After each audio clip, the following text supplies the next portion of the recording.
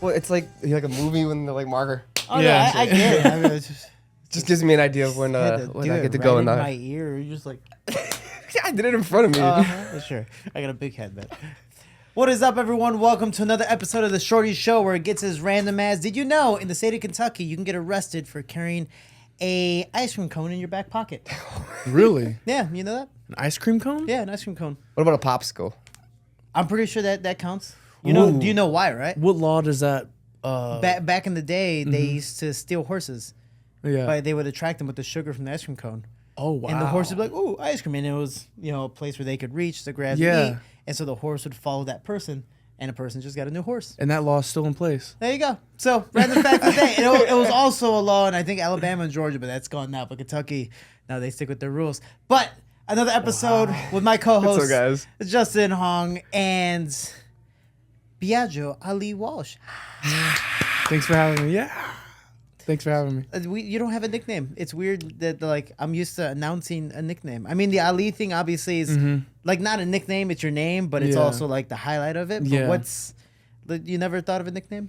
I've thought of different nicknames, but like I don't know. I don't really want to come up with one myself. I kind of want it to be given. You know, I love hearing different fighters' nicknames and how they got it. And most of the time, I hear that it's given. Yeah. But yeah, I don't know. I think it's just gonna come. So you're kind of just hoping one day somebody calls you something cool? Yeah. I'm just hoping it's something cool that I like. And I'm like, oh, okay, that rings a bell. So I like it. I call him Baloney. But yeah, he calls me Baloney. Come on, because the first time I met him, I was like, it's Biaggio, right?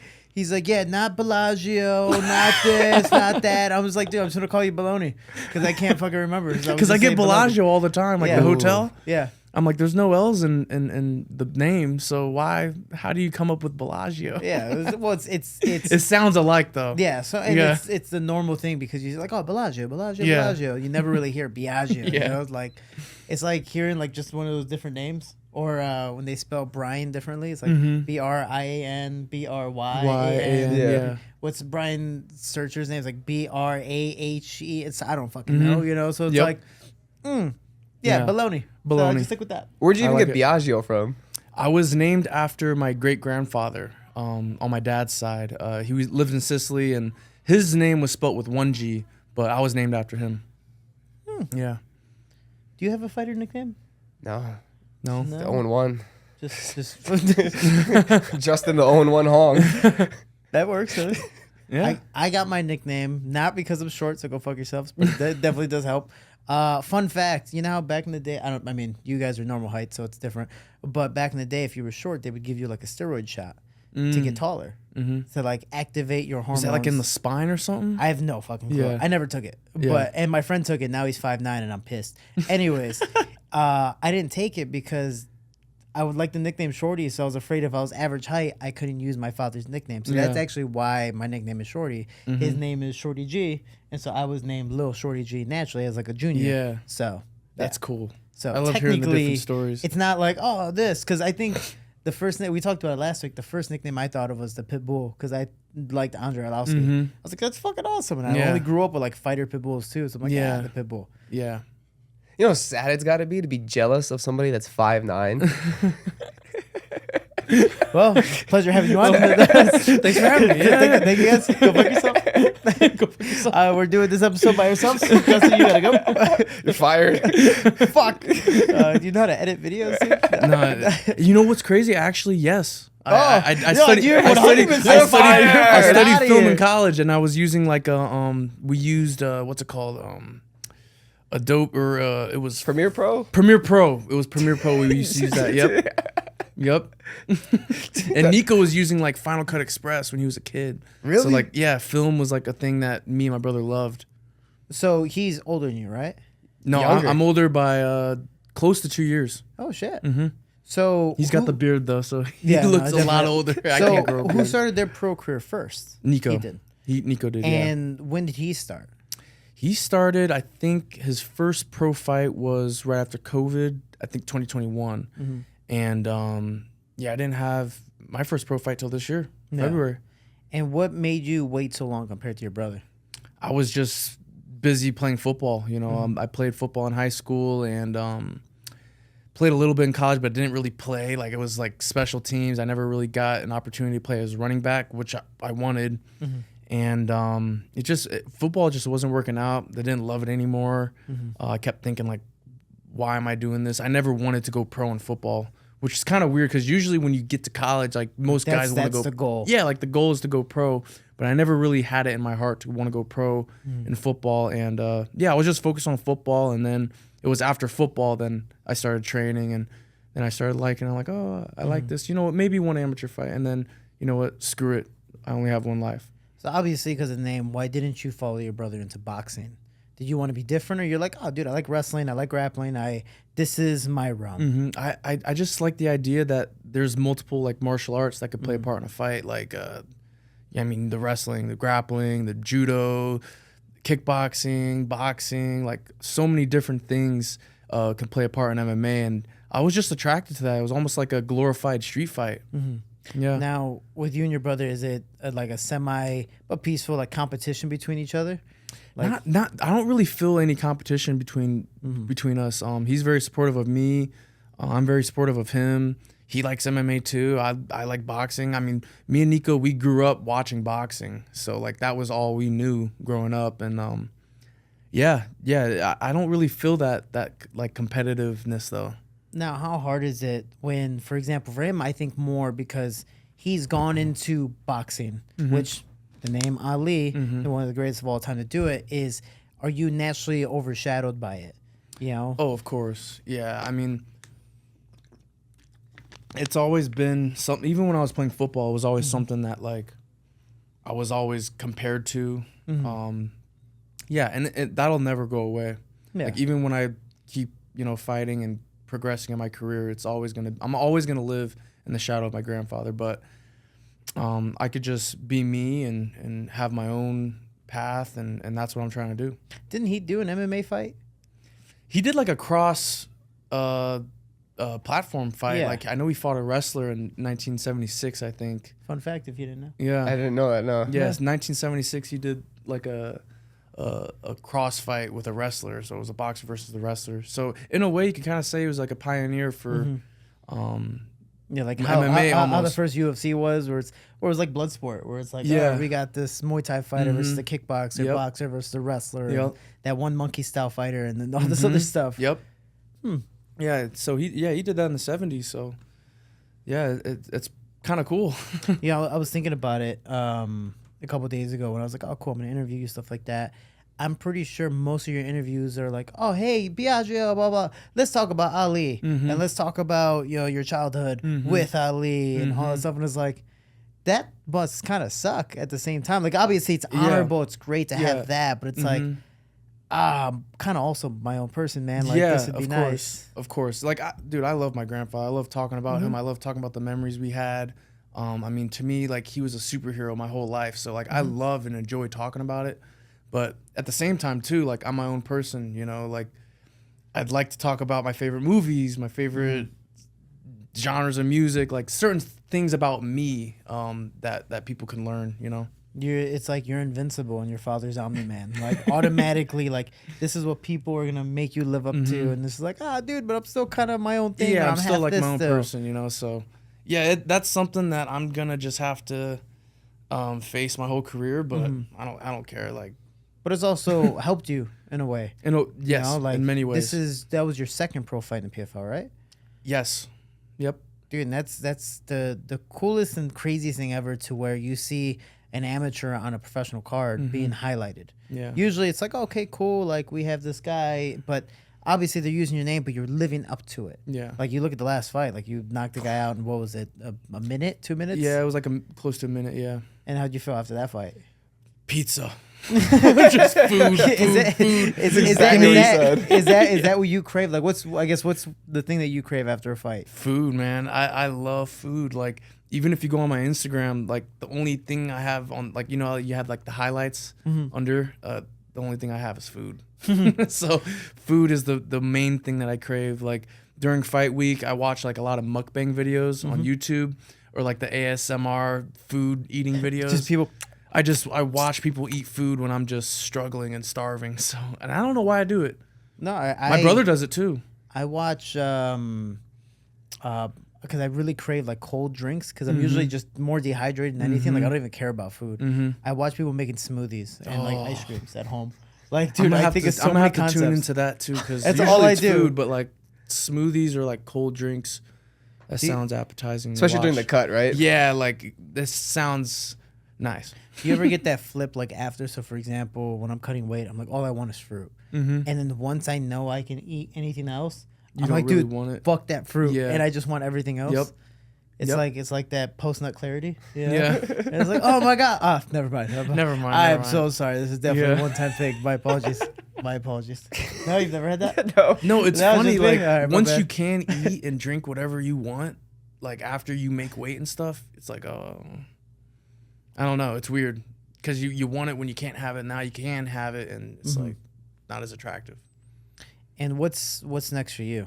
You said you might fight towards the end of the year, or just kind of waiting, or this might be the last fight of the year, depending on how the PFL scheduled. Yeah, I'm kind of waiting right now. I would love to fight again at the end of the year, but you know nothing's for certain right now. So I'm kind of just waiting, Especially training. because you're like so healthy too. Right after a fight, you're like, Yeah, come on, just put me back in, coach. I'd like to fight again. If I can't fight at the rest of this year, then I think I'm gonna do some grappling tournaments and just to get that competitive edge and stay active and also implement the other game of MMA, the grappling and the wrestling. So I think that's what I'm looking to do right now. It was funny because you were cutting weight for your last fight, and I forgot the girl, but she he took off his shirt and he was just ripped, and I'm like, fuck, 'cause I had to go with him. And I'm like, fuck, he looks huge.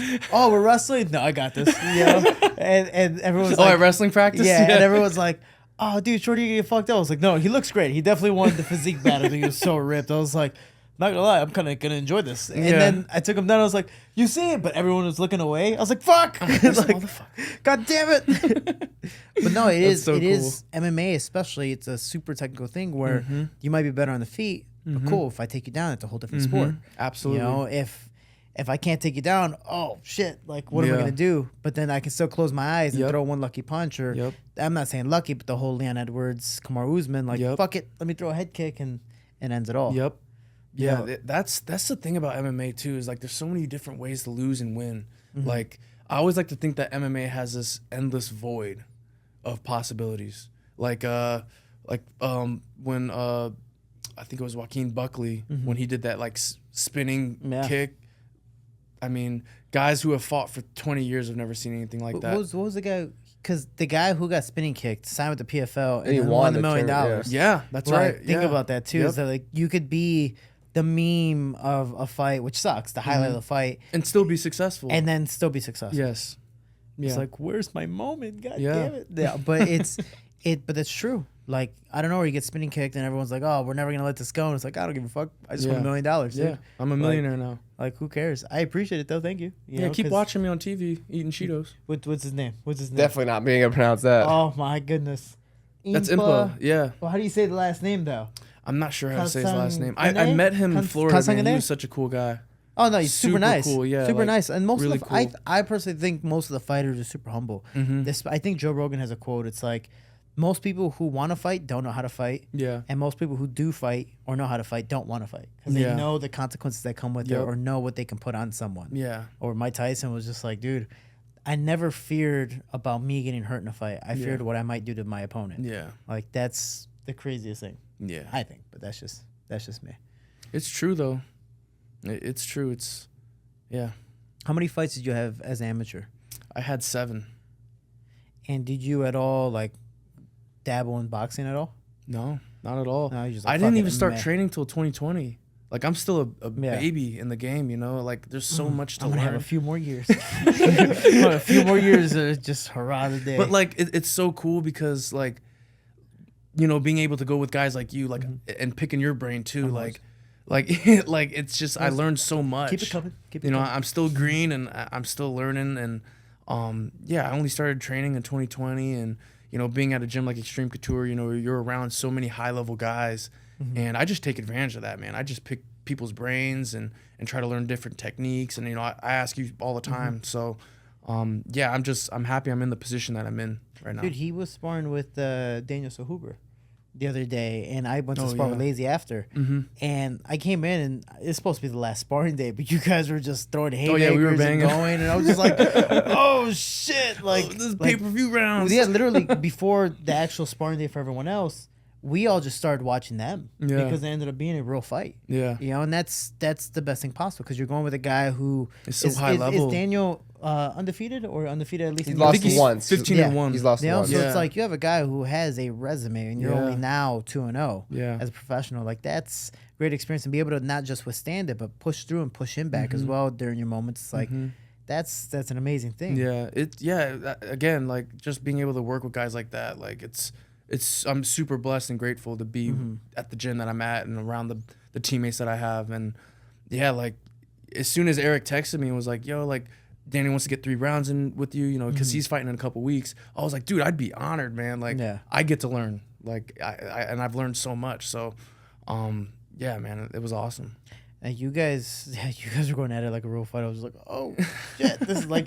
It was one of those like, oh fuck, I gotta carry somebody out after it. And that was like he landed a nice shovel hook like when I was going to the body, and I was like, for half a second, I was like, where the fuck am I? I told him that I was interviewing you. He's like, punch him in the chest for me. So I gotta do that inevitably. But I was like, I will, because we ended up going to the PI, doing a workout, and then sauna for like or the recovery room at least, and. He was just tired, and you can tell that was part of it. You know, it's like the end of the week. You guys fucking went to war. You both got your ass kicked, and it was just like, what's been because who's the coach that you really work with? Is it Coach Dennis at Extreme? I work with Dennis. He's my head coach, and then my striking coach is Gifford or James Gifford. And how's been the experience of both guys? Amazing. You've been getting hands-on, one-on-one experience of both of them. Yeah. Dennis is awesome. I've worked with Dennis since day one. You know, the first 2 coaches I worked at Extreme, like day one of training was Danny Davis and Dennis. And I don't work with Danny too much anymore, but I do ask him all the time about weight cut stuff and diet, and he helps me out a lot. But yeah, I've been working with Dennis since day one, and I actually knew Giff since I was in high school because that was my brother's first boxing coach when my brother was an amateur. Yeah, so because Giff's, you know, he's been a striking coach for a long time, and we were able to link up with him, I think, through Lorenzo. Yeah, Nico was working with Giff, and then Nico left Giff after his amateur career, and lo and behold, now I'm working with him. So I've known Giff for a long time. He's like family to us. So he's Philly.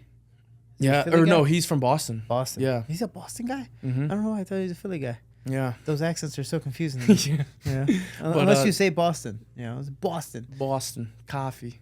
Oh gosh, it reminds me of Charles Rosa. Dude, Charles Rosa and was it Mickey Ward decided to like FaceTime one day, and we're talking like this, just normal, and out of nowhere he's like, "Oh, I'm gonna message Mick. It's his birthday," and they just got Boston as Boston as you can get. Where all of us are like, dude, I know they're speaking English, but we don't understand shit. Dude, I've never been to Boston, but I heard the seafood's unbelievable. Oh yeah, it's on the coast. Like, have you guys been to Boston? No. I've been to Providence, which is like an hour away. So Rhode Island. Okay, yeah, I want to just try the seafood. I love seafood. Oh, it's amazing. Yeah, like that's if you're gonna get seafood, that's the area to get it, especially like clam chowder, stuff like that. Like that's the lobster's supposed to be great. The crab, I can't imagine. Like in season 2. Yeah. Thinking about food again. I mean, what's your natural weight? I walk around like 80, 85. And you cut down to 155. 55, yeah. How hard are the weight cuts for you? Because that's honestly that doesn't sound big for a lightweight. Usually, like when I was talking to Khabib or Anthony Pettis, or they're big dudes. They get up to like 195, 205. Yeah, that's insane to me. That's what I used to weigh when I played football. Oh shit. Most I ever weighed was 204. Wow, really? Yeah, when I was playing football, because you know in football they encourage you to gain weight, of course. Especially as a running back too. Like, and I was a running back, so that was the most I ever weighed playing football. But when I'm eating whatever I want, I mean, usually like 180, 85 max. I weighed 183 once in my life. It was a good time. I went to Saudi Arabia to Corner Fighter, and they had a buffet for breakfast, lunch, and dinner, and we were there for 10 days. And it was a different buffet every day for every time. So it wasn't the like buffets out there are like legit. oh, dude, it's legit. Saudi was amazing. Like it was a 5-star hotel. Everything was amazing, and you think the breakfast is gonna be the same thing every day. Yep. It was changed every single day. I'm like, dude, it's free. I gotta try it. And Yeah, little you did I have know, to. I ended up weighing more than my welterweight fighter. Yeah. When I was out there with Dennis, they had the buffets like Oh, it's the shit. It's amazing. And I couldn't eat anything. So like I would tell Dennis to eat certain things and I would just watch him eat it right in front of me. Is it like unrecognizable food, or is it stuff like we'd have here? It's stuff we'd have here, but better. Yeah, and then they take it to a different level, especially when you go to the Middle East. Like they have a lot of Indians out there, so it's a lot of Indian food as well, a lot of curries, and it's just different, Arabic food and a mixture of stuff. Like So, they'll have calamari.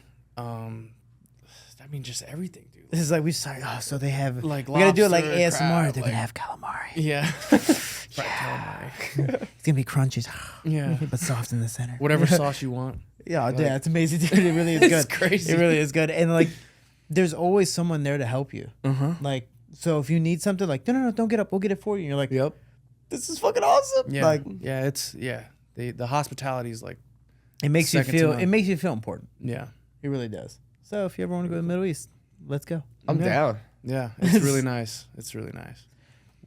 So anything in the horizon for you besides no fights? Like you're just gonna like, all right, I'm just training, staying in shape, helping my fighters. Yeah, training, just helping as many teammates, whoever needs help, like Daniel too. Like I know when Eric hit me up, I was like, yeah, like I could help him out, and he's such a high level dude. So I feel honored to be able to for Eric to be coming to me out of all the guys at Extreme.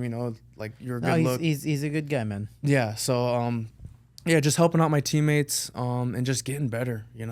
Like just getting mat time and sparring. Like this year, I did so much sparring. Like especially after like my pro debut fight, I came back, and it was actually Ramadan. It was my first Ramadan that I actually like practiced and did it. Oh, and I asked you about that too. Yeah, and I was still training too. I was training every day, twice a day, no food or water, and it was tough. It was the toughest thing I've ever done. Did you know that? So like Ramadan, Right, besides yeah. no food, it's no water as well. Yeah. I didn't know that part. I thought you were just fasting. I'm like, oh, that's not that bad. Yeah, and it's they're no like, dude, food no or water. water. I was like, And I was still training, so So it's like sunset or something, was it? Yeah, until sunset. So whatever time the sun goes down, then you could eat. That's and drink. crazy. Yeah. Did you like try to curve your practices to like some night practices or? No, I trained like normal. Oof. It was Yeah. tough. I remember you and I talked about it because I was sparring with Amir Abazi or rolling around with him, and I'm like, oh, here's some water. He goes, brother, I can't have it. I'm just Yeah. like, damn it, like, Yeah, that's horrible. And then you were doing multiple sessions in a day. I did- Most people would do one. yeah. I did one in the morning, and then came back, did one in the afternoon. Now, when you have that time to eat, what's I guess your preferred choice? Because I know some people, we talked about it, where some people actually gain weight after Ramadan because they binge eat so much at night Yep. that by the time that last binge eat session comes in, they go hard. And then the next day they're like, wait, I can eat during the day now, and they eat more, Yeah. and they'll end up weighing more at the end of it. It's kind of the whole wrestler yo-yo diet, up and down. When Yeah. the season's over, like you end up weighing more than what you did. I think that's what happened to me after Ramadan. Is like I can eat during the day now, so I was eating during the day, and I think I got up to like 188, 190 close to. Damn. Yeah. So yeah, that literally happened to me, and I thought I was gonna fight in June, out in Utah. It was the card that Maz was on, and I ended up not getting on that card, so I kept eating, and just training and getting better. So, but yeah, that happened to me after Ramadan. When you were in camp during Ramadan, like what's something you were eating at night to, I guess, keep your weight low, energy high, but also enjoy yourself at the same time? I didn't even care about what I ate. I would eat Pizza Hut. I would eat Cane's. I would have pasta. I didn't even care about what I ate because I just knew that the next morning or afternoon I was going to burn it off anyways. So, yeah, at nighttime, I didn't even care what I ate. I just ate whatever I was in the mood for. That's awesome. Now, this is kind of a side note. When I first met you, were you a bouncer or like working security? Where were you working security at? I was working at Omnia over at Caesar's Palace. So like I'm again outside the box, so I'm coming in and I met you through Augie, and Out in Atlanta. and oh yeah, I forgot about that. Yeah. And he was just like, yeah, he's Ali's grandson, blah, blah. And I'm thinking mentally, Ali, oh, you must be rich. Like, that's just my mentality. Yeah. Like, you must have money at least.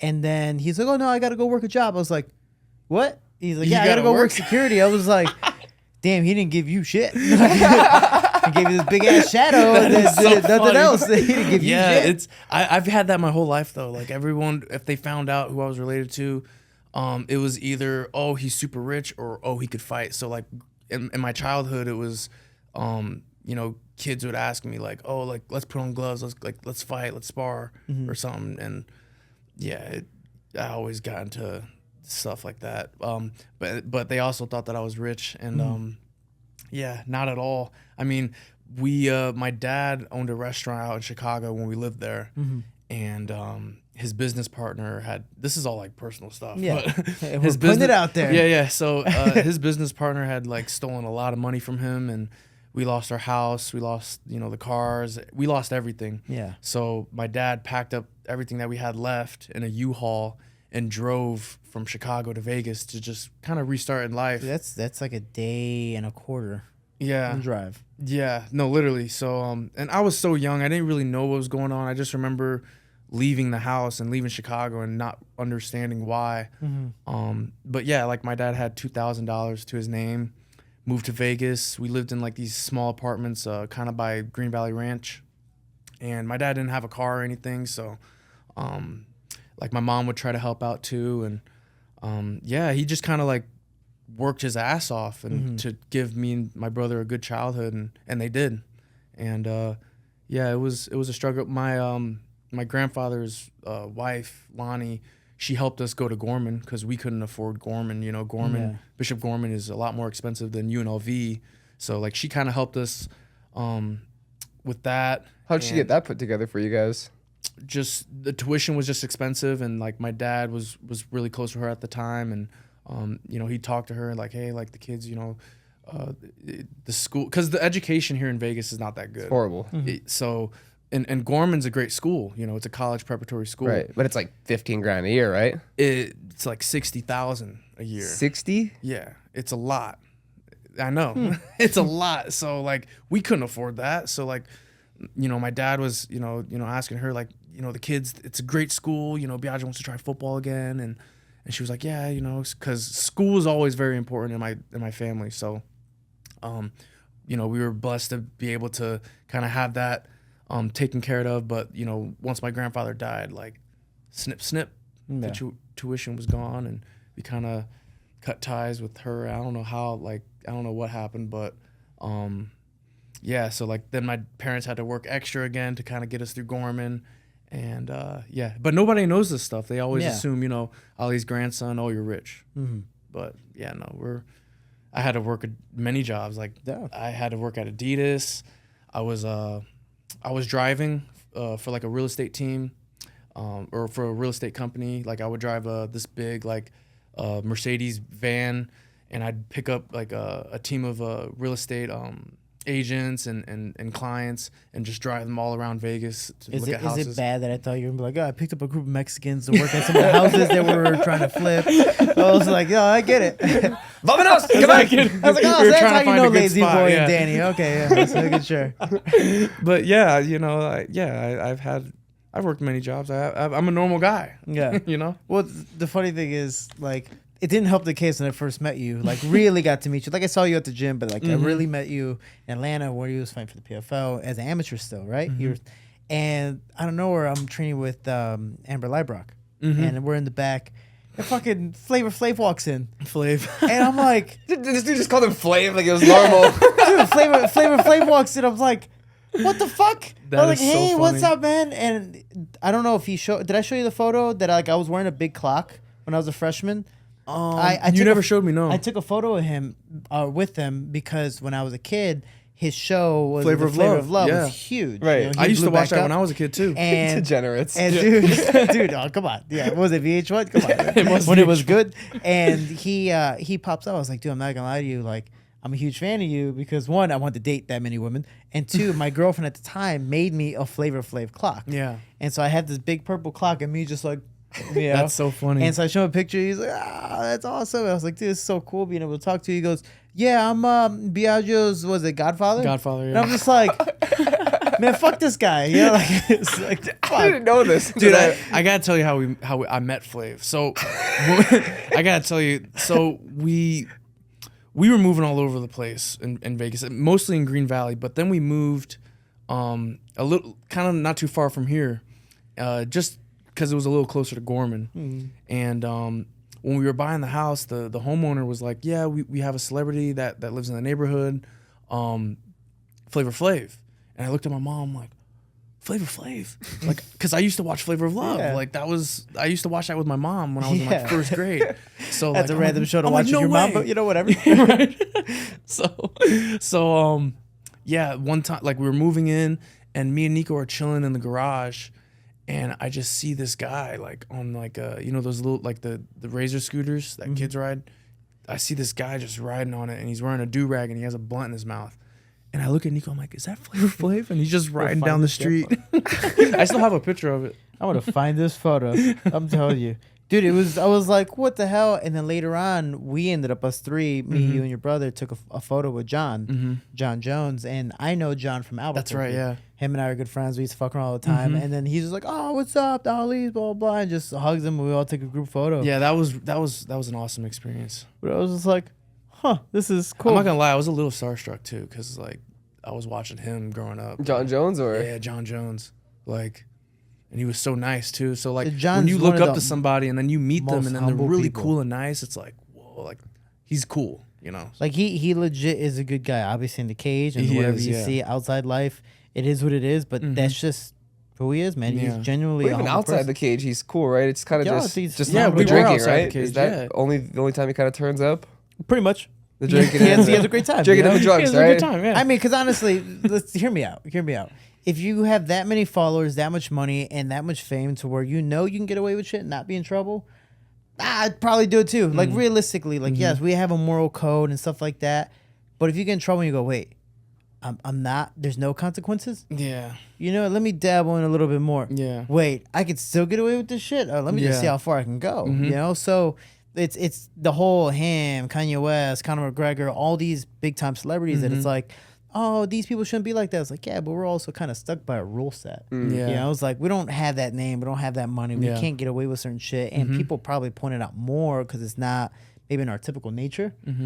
But compared to them, that's the celebrity lifestyle. So I was Yeah. like, they'll be fine. Yeah. You know, so I was like, John, dude, keep on doing what you're doing. Wait, so you saw Flavor Flav going by on the scooter. Yeah. When did you actually meet him?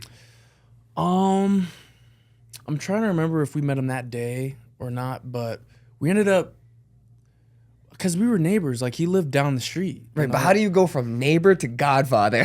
Yeah, so he knew my dad was talking to him and was telling him that I was starting in football, and Flav loves sports. Like, he's a big sports guy, and you know Flav, like, he's a hype man. Like, Right. So he was like, you know, we were talking to Flav. We must have like bumped into each other in the neighborhood or something. But wait, let me see that. Oh no, it moved. Damn it. Well, I'll get it again. It's this one right here. So it's me and Flav, right? Oh wow. Me and Flav, and then Yeah. I did see that. But yeah, like my dad was talking to him, and then all of us together. Jeez. he was just saying that I was playing football at Gorman, and Flav's like, yeah, I got to come to a game. Like, I love to watch. And then came to a game, and you know, at the time at Gorman, we were really, really good. So Did you play varsity as a freshman? no, Okay. no, I played freshman season, and then I got moved up to varsity just to practice with varsity as a freshman, and then sophomore year was my first year on varsity. And yeah, Flav was coming because Flav's never been to Gorman, you know. And Gorman, I mean, the facility's amazing. It looks like a college. So yeah, he just kept coming to the games and supporting us, and then we just got real close to him. And then eventually at Applebee's, my parents told Flav, like, we want you to be, you know, the kids' godfathers, because Flav is also the reason Nico started fighting. Because Nico was showing Flav like Nico used to put on these boxing gloves and just go around the neighborhood and want smoke with kids in the neighborhood. Hey Johnny, fuck you. Here's some gloves. You know? So yeah, we would like go around the neighborhood, and Nico would want to box, like, you know, some kids that we know or something. and he was showing Flav the videos, and Flav was like, "You should start boxing. Like, you should start put on the gloves and start boxing and training." So then Nico started going to Hit Factory, which was it's a closed gym now, but that's I think where Devin Haney started out Hit Factory, and so Flav gave Nico the idea to start boxing. And how old was he then? Nico was 14, 15 years old. And, we just built a great relationship with him. And at Applebee's, my parents were like, Flav, we want you to be the kid's godfather. And then, he was super happy. Boy! So, that's how we met Flav, and that's how we built a relationship with him. Dude, just imagine if, like, he's somehow related to, like, Lil Jon as well. Just imagine that. Oh, John? Yeah. Oh, Johnny? Yeah. Just, I don't know. Like, yeah, boy. Okay. Like, dude, that'd be ridiculous. Now, is there any, do you have, what was it? Was it like Snoop Dogg or something like that has all these different cousins and relatives? Or who was it that they were talking about? Like, this is Steve Harvey's my cousin and this person's that. Like, do you have any other people besides Flav that are possibly celebrity status that are relatives? No. No, that's it. Just Flav. Just Poppy and Flav's my godfather, I guess. Snoop always called me nephew, but he calls everybody nephew, so he's Uncle Snoop. You were there when his son was playing at Bishop Gorman? Cordell, yeah. For like a season or two, maybe? He played one season because he came at the beginning of his senior year. So, and he was very talented, too. He was a wide receiver. That's small world. That's fucking cool. Very small world. It's crazy. How did you not have any pro aspirations? Because your high school career, you end up with like what 5,000 rushing yards, something like that. Some crazy number. I have no idea. But I did great in high school. We had a great team. We never lost. We were like 54-0, including the freshman season that I had with my class, and then going to varsity. Never lost. 3-time back-to-back national champions. Shit. It was an awesome run. Like, it really was. And Gorman's still good. They're one in the country right now. Right. I mean, your team kind of put them on the map. It created the dynasty. I think so too, and a lot of it too. We brought a lot of. There was a lot of attention to us too, because Cordell was. He came to Gorman, and they had done that like Snoop and Son show on ESPN, and so that brought a lot of eyes to Bishop Gorman. QB1 with Tate. They were filming. So, all these things, the Fertittas, his kid, Nico was on the team with us. Yeah. So, there was a lot of eyes on Bishop Gorman, but we lived up to the expectations. We worked hard and we were winning. So, yeah, it was a really cool experience. When you got into MMA, was there that one person that maybe inspired you more to do MMA, or kicked your ass enough to be like, oh, dude, there's levels to this. I have to get better. Oh, Maz, bro. Maz beat the fuck out of me. Because I remember, because I was training, right? And I didn't have my first amateur fight yet. And I think, I'm trying to remember who Maz was fighting. But I think it might have been Borix or someone. But I think Maz hit me up and was like, hey, like, can you come in and can we get some rounds in? Your style looks a lot like the guy I'm fighting. And I'm like, yeah. And I'm an amateur, no fights. So you just wanted to be an asshole. So I did. Yeah. I was basically the sacrificial lamb. So I went in there. We went in the big cage and we did 5-minute rounds, and he just beat the fucking shit out of me, dude. Like, he's one for me at least. He's one of the funnest sparring rounds I've ever gone with. Yeah. It's a fun. It was. I mean, but like in a bad way. Wasn't that fun? But in a bad way, because it's competitive. But you're like, I survived. Yes, like I'm getting better. Yeah, because like nobody in my amateur career is gonna put the pressure on you like he does with the skill level that he has. So. I knew it was gonna make me better. In football, the corners that went against the best wide receivers, the corners got better because they're used to guarding the best, so, and it's the same in this sport, so, I went in, helped him out and in the best way I could. Yeah. And then we just became really close friends after that. But did he win that fight? Yeah, I think he lost the fight. It was Oh, really so close. it's your It was a fault, really dude. close fight That's though. fuck. It was No. it was a battle though. It was awesome. I always say that when like I get my ass kicked during the sparring, like or like for example, Your fault. Lazy's last camp. Oh yeah, that too. But Lazy's last camp, they're like, oh hey, we're gonna like bring it down a little bit. He's also getting super small. He's cutting down the flyweight at weight like 150 at the time. Yeah. And I was like, all right, well, let me just take some shots. You know, I'll eat them, whatever. But this fucker's throwing like spinning elbows and spinning heel kicks. Yeah. And especially with heel kicks, there's no padding. No. So like if you get hit, dude, you Yeah, it get hit. hurts. Yeah. And so I'm blocking him. I'm like, I want to Yeah. fucking kick your ass, but I can't, you know? But then out of nowhere, his whole like management crew walk in, and it looks like a crowd. It looks like an audience surrounding the cage, and they have their cameras. I'm like, I gotta do something, man. If not, I'm gonna be fucking famous, for this shit. But he, he beats me up a little bit, fucking wins this fight. And I'm like, oh my gosh, thank you. He goes, you happy I won? No, I'm happy you won because it took the fucking ass kicking for a reason. Yeah. Because if you lost, I'd feel bad about me. It's like, Yep. Yeah. It was that was like the first guy that I met at the gym. I was like, okay, this dude, there's levels. no, Mads is really, really good. And then you think, oh, I'm gonna take him down. I'm gonna just, this is not his game. And you're like, what the fuck? Yeah. And he flips you pretty easily or some bullshit. And you're like, this is stupid. like, And then what? he gets up with the same expression, like, Just come on. bored. yeah, He looks bored. And that's why I like going with him, because him and I have the same expressions where we just, again, we are very open, but then like when we spar, we're just in the mode. you And that's know? another thing too that I've started to learn, like as I've been fighting and learning in the game, is composure is everything, man. Like composure is almost like conditioning as well. Like if you could stay calm and stay composed, like you can keep going. If you're tense and you're throwing 100% power, you're gonna gas out naturally. So composure is one thing that I've just really learned is the more composed you are, like you get hit clean and you stay composed, like you can keep going. Well, it's Mads 100% there. Yeah. Like he gets hit and he's like, I'm good. Like when he lost that one fight from the teep to the body, like no one expected it because he was so composed the entire way. Yep. And then you're like, what dropped him? Because it didn't look like the punches affected him, but it was just a body shot. Yep. But he faked it as long as he could for so long that some people miss it and then miss their opportunity. Obviously, the guy didn't, but there's moments of that where you're just like, oh shit, you were hurt? Yeah. Oh, dude, I didn't know that. Yeah. Like, I didn't even know what it was. Like Fake I it to make it. was there. I was like, what happened? Yeah, you fake it to make it. Now, Mads does a good job. I think one of the mentalities I was speaking to Kobe about the other day is because when I went with Kobe, he's still very green. He's a phenomenal wrestler, but still green with the striking.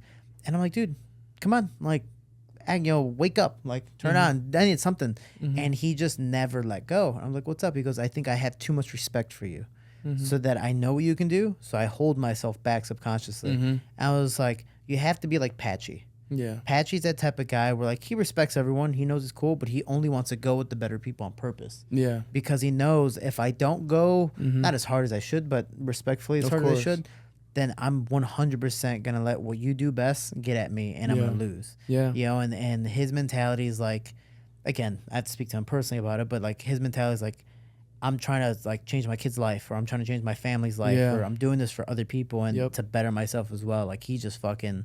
It's crazy when like I'll submit him once rarely, and then he switches and he has fucking fire in his eyes. I'm like, oh shit, he was actually going nice with me, fuck, and Mads does the same thing. Sometimes he takes a good shot and you're like, he does that whole like. Oh, there's been many times where like fuck, where like I'll land something clean and then it's like, oh okay, let's go, and then.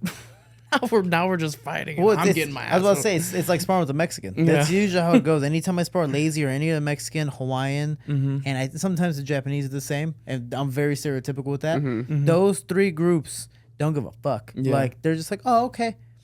They get Brazilians hit. too. Let's go. Some Brazilians like that too. Pedro that's Munhoz true. and I used to spar like that. We would be like, oh yeah, we would touch, and maybe I'd catch him with a good jab, and again, just a good jab, and he's like.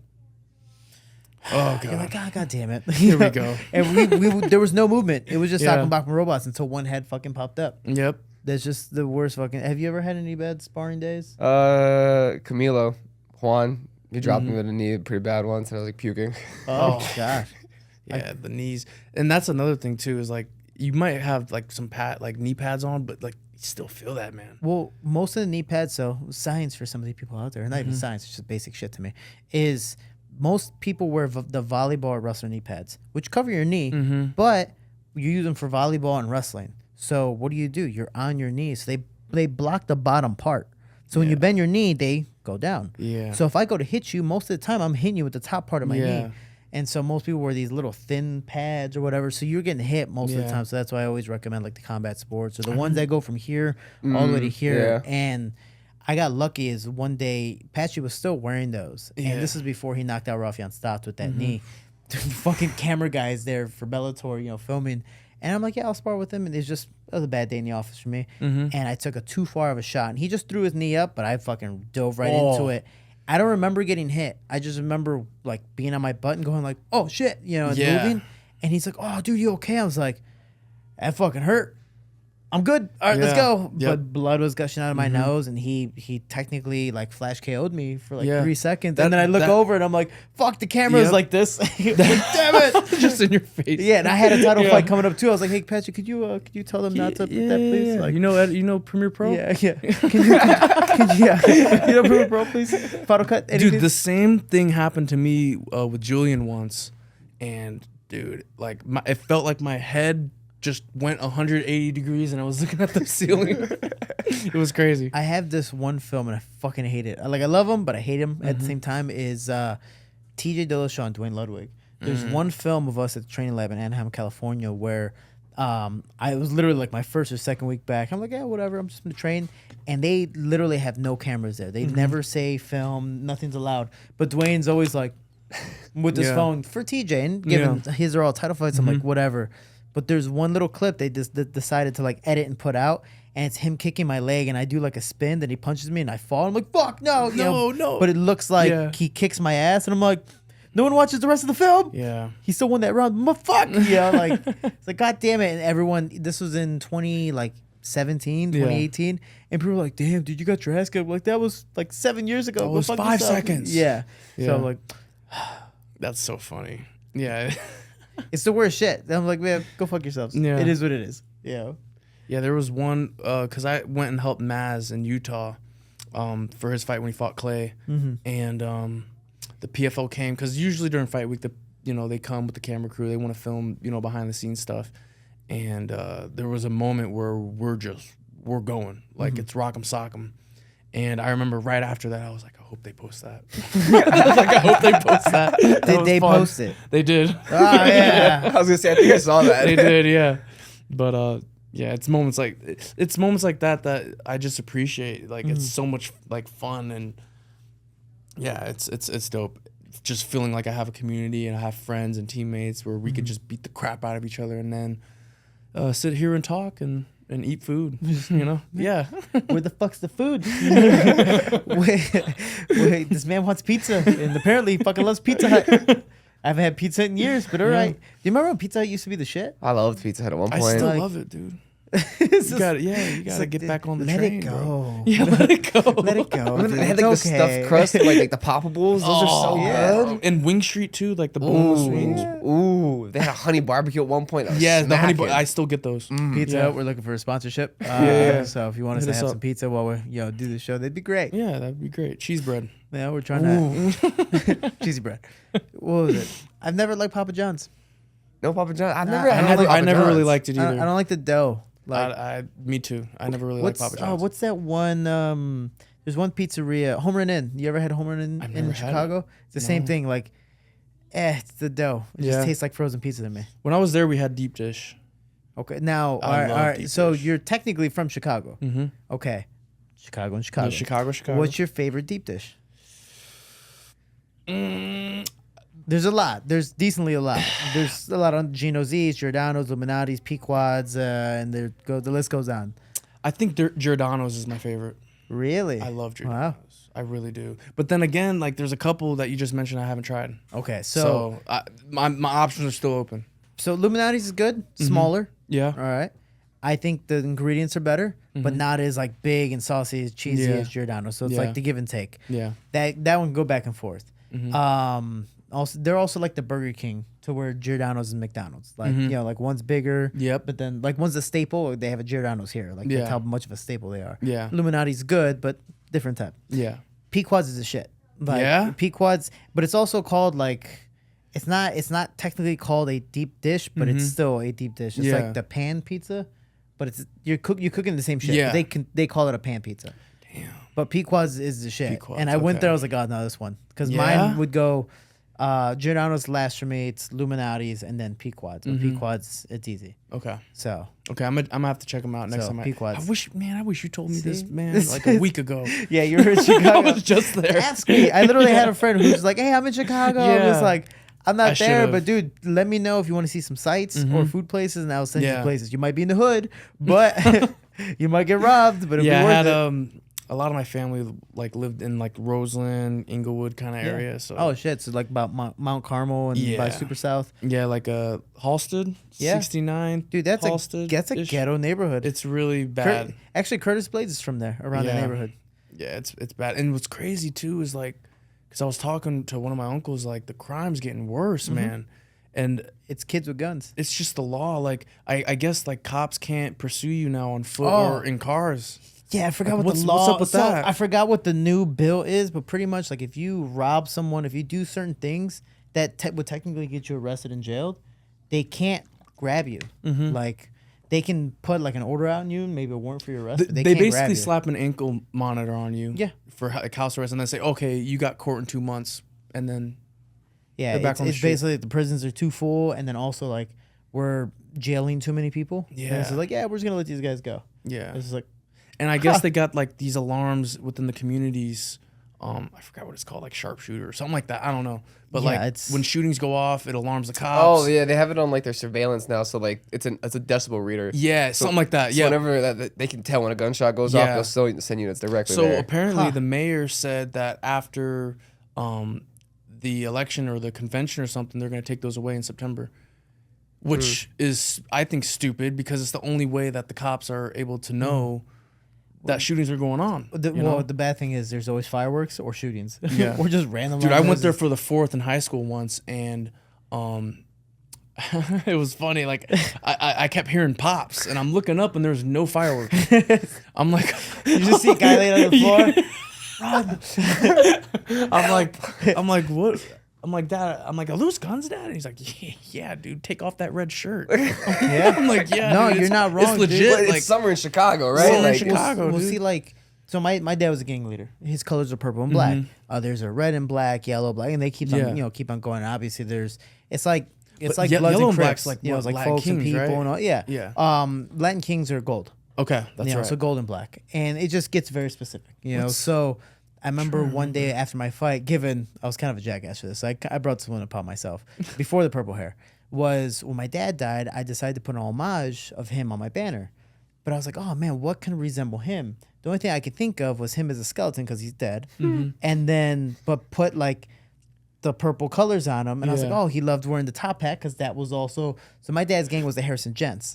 So it was the Harrison Gentlemen. Yeah. So they were dressed as gentlemen with a top hat and they would have the stripe of whatever color and wear a black suit, cane, shit like that. And so it's like, oh, so it's basically like a gentleman doing this, a skeleton gentleman. Little I know, I actually just made the gang logo into like a fighter MMA logo, but it's the same exact thing. And I was just like, huh. So hindsight, years later, I was like, damn, I was literally walking around like selling the gang logo to like on my merchandise and stuff like that. So I walk into Pilsen, which is the South Side neighborhood. My gang or my dad's gang was the North Side neighborhood. I walk in and I got checked by a bunch of people, and I'm just like already zoning out. I'm like, all right, there's 8 people at the bar. This is a really thin place. Fuck, I gotta fight 8 people. God damn it. And luckily there was like an OG that talked to them, and they were like, hey man, I know what you're doing. I know you're doing this by accident, but you need to fucking be careful because I was here. You'd be fucked up right now. I'm just like, thank you. I appreciate it. It's legit. Like it's kids with guns too. My dad, and a lot of it is gang initiation, right? So like, catch a body and you're with us. Yeah. Like a lot of it is that. So yeah, it's crazy. My dad whenever he would drive, like whenever we were back visiting, he would stop like 10 feet behind stoplights, stop signs, just in case he has to get around the car. For anything. So. Yeah, it's just getting worse. It's crazy, man. It's sad. It's my dad has told me a fair share of stories, alive and all these other things. And my dad's family, that side was all like gang related because they lived on the north side and in the neighborhood. But Chicago's one of the most segregated neighborhoods. It is. In It's the very States. segregated. And basically like Inglewood is pretty much all black. Yep. Then my neighborhood's all Mexican. Then Pilsen, another group of Mexicans. Then Humboldt Park, all Puerto Rican. Then we have Greektown, Ukraine Village. You know, all like it just pieced apart. So, It is. we don't have many Hawaiians, but if there was a Hawaiian, you know, it'd be like a little neighborhood. You know, Yeah. it'd be the ninth island or some shit. You guys got any Asians out there? We have Chinatown, we have Little India, we have dude, there's a lot of fucking neighborhoods, dude. Like it's ridiculous. And there even Chinatown is parted. And like if you go in Chinatown, everything is in their own, you know, language. Whatever language they're using in that part. There's like an Irish Yeah. community too. Yeah, it's Everything all of segregated. everything. It's cool but shitty at the same time. That's also why gangs were so color officiated and just kind of like these people stay with these people because we feel safer. Yeah. Right. And then it spread out. So like when Black Lives Matter was happening, if my neighborhood's all Mexican, you know, it's as light as me and it's probably as dark as you. So you rarely got any blacks unless Yeah. you spoke Spanish. So like if you were a black person walking in a neighborhood, especially because of all the raids that were happening, they were afraid that they were gonna break in the bars or break in the malls and like trash it and raid it and, you know, see all the shit. So literally instead of the police doing stuff, gangs run every single corner. Just patrolling crazy, because yeah. that's how gangs actually originally started. Yeah. For you to know, if gangs back in the day when Al Capone was in power and then when he lost his power, they all wanted to take over. Yeah. But the cops were so corrupt because there was no one controlling them, Al Capone, that they needed people to take care of the neighborhood, and that's why gangs created neighborhoods. For example, my dad's gang was Harrison Gent, so a Harrison neighborhood had the gentlemen, so they would take care of everyone. Yep. And that was their way. So when the Black Lives Matter happened, like literally gangs were on every corner like this. If at the time, if you're a black dude or a dude we didn't know from the neighborhood, you would get checked. Yeah. And if not, probably fucked up because sadly we, you know, fuck up people first and then ask questions later, Yeah. which is bad. Yeah.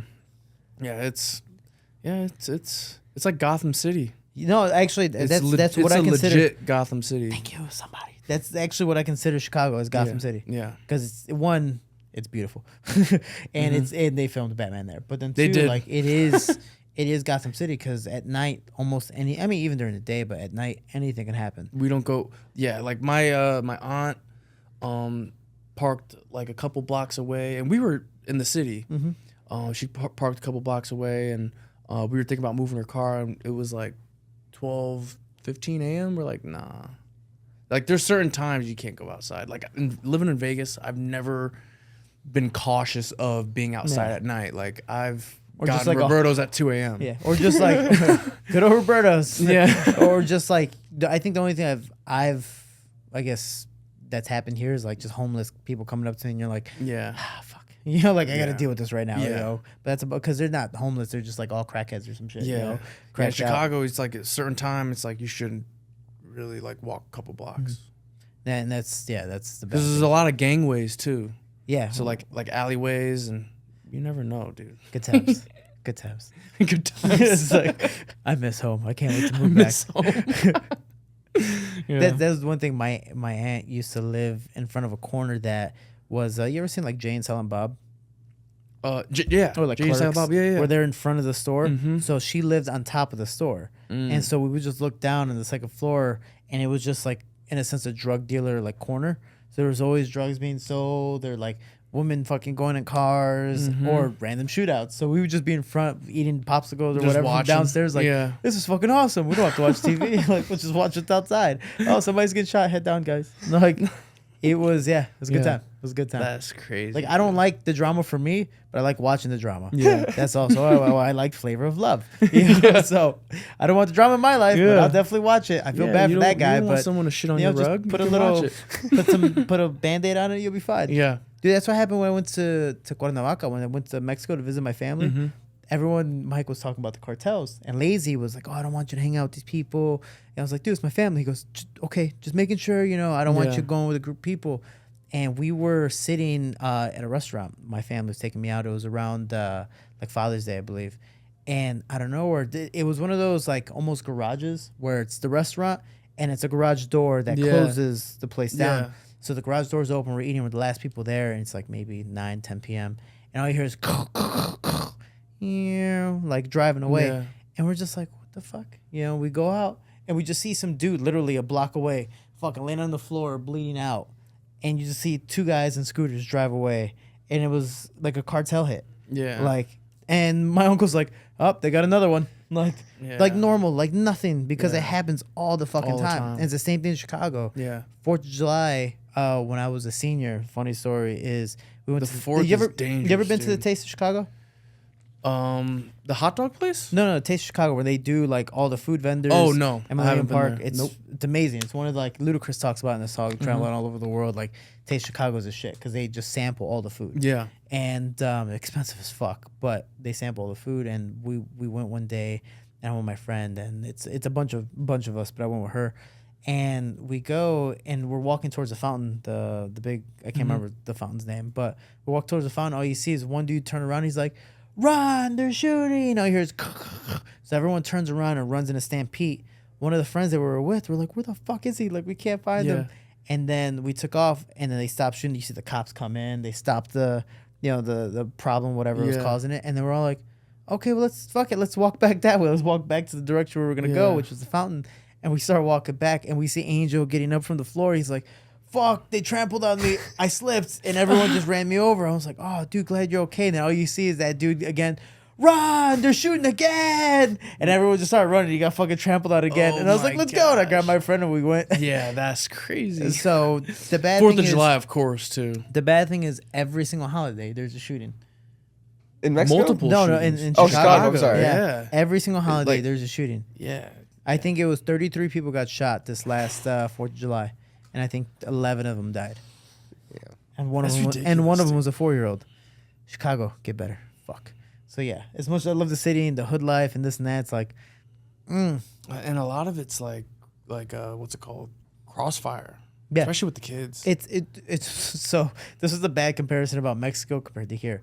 Mexico was a cartel hit. Like Yeah. the way it was set up, you're like, well, at least no one else got shot. Like, Yeah. you know, whatever that guy did, I'm not saying he deserved it, but Yeah. like there had to be something affiliated with some shit. Yeah. Compared to like most of the time, the shootings in Chicago, it's kids with guns that aren't shooting. They shoot like this, and they close their eyes and spray, and little you know, other people get shot by accident. You know, and they completely miss the entire target. Right. Yeah. It's just like, dude, you ever see the Boondocks? Yeah, well, yeah. Where it's like two guys really like starting to argue and they they just just start start shooting. at each other and they miss They each other, miss but they've every been like shot, right but here. they're, like, yeah, this it's close. like that's kind of what it was. It Yeah. was like fuck. So and everyone else gets shot. So that's the process. Yeah. Who wins in a fight? You or your brother? I'm just shooting a takedown, dude. I'm not standing Oh, I with thought you were him. gonna be like, I'm So, just gonna shoot him. I was I'm like, not oh my standing gosh. with him. So who wins in the fight? Everyone asks me that question. It's a weird question to me. Why you gotta bring him up, huh? Why? Like Jake Paul, Wow. Logan Paul. That's like Yeah. the biggest fight you could make, honestly, right? If you look at it from numbers wise, that's probably one of the biggest fights you could possibly make. Yeah. I mean, just because it, like, you know, brother versus brother. Right. You know, you guys have drama. brother versus Ooh. brother and MMA versus boxing. Yeah. But to me, I think MMA is king. Wait, Like- have you ever been offered to fight a Paul brother?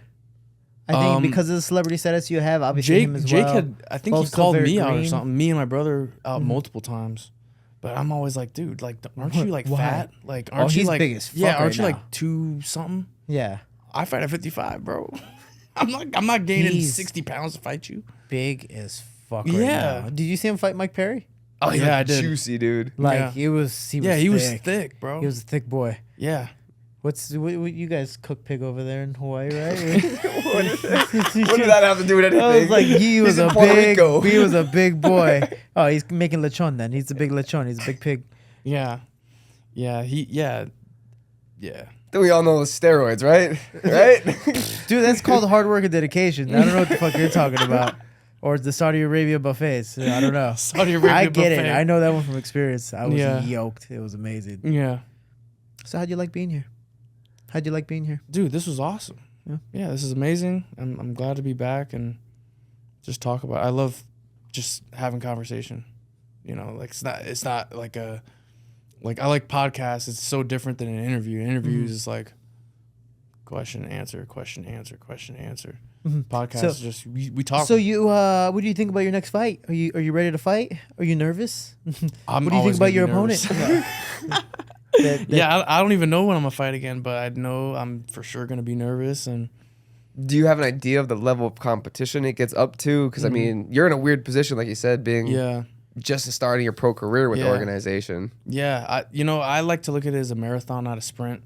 You know, like I do have the name, and But like I just trained in 2020. Like that's when I started training. So I'm still a baby, right? I want to work my way up, you know. I mean, look at him. He can't grow a full beard. So He's still yeah, I a can't even grow a baby. beard, It's bro. just Like, but yeah, like the level of competition is just gonna go up and up as I keep going. You know how it usually is and how it's supposed to be. I think so. Yeah, just fight better and better guys, and then who knows? Maybe one day you're fighting the best in the world. fingers crossed. Yeah. Yeah, fingers crossed. Or Jake Paul for $1 million. Whatever. Whatever. Yeah. Yeah, you know, I'll gain 50 pounds. And Which one of those are more attractive for you? Like a big time fight like that with a 7-figure payday, or being a world champion? being a world champion and doing it on my own, that to me sounds more fulfilling. Like yeah, like the money, yeah, cool. I could be rich like that if I were to take a fight like that, but I would take principle over that, you know. He like a guy like my grandfather, right? Like he didn't, like they wanted him to go to war, and he probably wasn't going to be on the front line, shooting. They would probably have him do exhibitions and stuff out there, but like it would be for the wrong reasons. But and they would have paid him too. But he said, no, like take my belt, take me to jail. Like I'm not supporting this war. And it was for him, it was more for principle instead of a cash grab. And so I want to stick on that side. You know, That's fucking dope. yeah. Kind of ruins my next question. Because I was like, damn, that's fucking deep. Remember that one time when you saw me dying to get to the plane that we caught together? I remember that. It was just like, that I'm like, kinda, Shorty, I where'd was you like, come that kind of from, ruins bro? my next question. Fuck. Yeah, I was sitting at the wrong gate, and I had 4 bags with me. I had like 4 big bags with me. And I was coming home from Chicago back here, and coincidentally, so was he. And I don't know, I was like, man, I thought we were supposed to be boarding. I look, and I started looking at my boarding pass. I'm like, oh shit, I was looking at my seat number. You know, I'm like, fuck. And the whole thing was in a whole different terminal, so I'm Bro, trucking this it, dude dude. was What airport was it? sprinting, bro. Midway Airport, so it wasn't a big one, Okay. but Yeah. like still big, yo. Yeah. With 4 bags, dude, I was exhausted. I was running, and like in my head, I was like, dude, I think I'm gonna fucking die before I make this flight. Yeah. But I wanted to go. And I was like, no, I can do it. And I know he's the next person about to get his card like scanned. And he looks up, he's like, all he hears, don't fucking take off. And he looks up, he's just like, Shorty, what the fuck? I'm like, I didn't make it. Oh god. It was so random. Wow. Yeah, good times. Rushing and sweating. Dude, I was sweating my ass off. It was fucking horrible. If you can go back to Chicago right now, what's the first food you would eat? Portillo's. Portillo's. Yeah. And what food specifically in Portillo's? I would probably get like a chili cheese dog and maybe a burger, because the last time I had Portillo's, the day I left, just recently, I had the Italian beef sandwich. And yeah, I would probably get the beef's okay there. Al's beef Yeah. is better. And the chocolate cake. I love the chocolate cake or the chocolate cake shake. The chocolate cake. Yeah, they have a chocolate cake shake. They stick a cake inside of a shake, shake it Blend up. it up, there you yeah, go, it's and you actually have really one. good. Yeah, it's I've had it. phenomenal. Yeah, unbelievable. There was a cockroach in it one of the days, but What? No one minds that part. No, just a fun fact. Yeah, I probably ate one and didn't know. Yeah, it's extra protein. You ever seen Snowpiercer? It was all cockroaches when they were feeding the poor in there. So I mean, yeah, kind of makes sense. That's the best way to end the podcast. Anything else to say? Eating roaches. Thanks for having me. Yeah, it's always a pleasure talking to you guys. It's like, you have to pay us to be here, right? There you go. why I Take say my that. money. You got Apple Pay? I don't have Apple Pay actually. You really not have Apple I Pay? don't know. I don't trust it. I don't Yeah. trust it. I don't know. I always feel like I'm gonna get random like requests for money. It's not a Cash App, but I don't know. I don't actually. I don't feel use like that would Cash App happen either. more with Cash App, right? Right. Or Venmo. It Yeah. happens with Zelle too. If people find your number or your email, they can send you that. That's too. right. Yeah. Yeah, that's creepy. PayPal. What else? What else we got? Yeah. Random shit. Well, girls just Yeah. like share their Cash Apps, right, and ask for money. Yeah. Yeah. It never worked for me. I tried it. It never worked for me, dude. You need bigger tits. I just need tits in general. It's just anything. It's all nipple right now.